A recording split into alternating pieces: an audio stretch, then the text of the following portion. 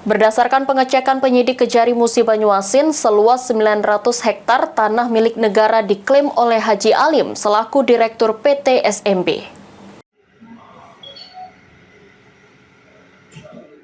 Kepala Kejaksaan Negeri Muba, Roy Riyadi mengatakan ada sekitar 900 hektar tanah kawasan milik negara dikuasai oleh Haji Alim yang kini sebagai tersangka kasus korupsi jalan tol Betung, Tampiono, Jambi. Dan juga diperkuat dengan pernyataan surat dari BPN Musi Banyuasin. Roy juga menjelaskan jika Direktur PT SMB yakni Haji Alim meminta untuk ganti rugi atas pembangunan jalan tol di atas tanah tersebut. Dengan melampirkan bukti kepemilikan tanah di area lain bersama tersangka Amin Mansyur, mantan pegawai BPN Muba. Adanya perubahan ini berawal dari adanya pergeseran jalan tol kedua Betung Tampiono pada tahun 2019 dari masuk dalam kawasan HGU PT SMP milik Haji Alim, lalu Haji Alim mengajukan perubahan trase yang lain. Hingga adanya perubahan trase tol kedua pada tahun 2024 yang kini menjerat Haji Alim dan Amir Mansyur.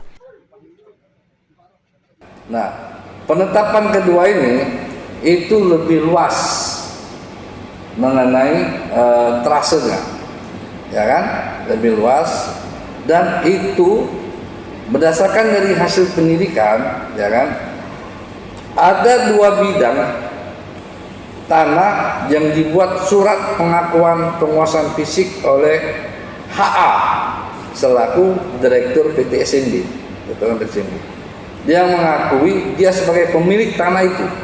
Ada 4 bidang tanah yang dikuasainya.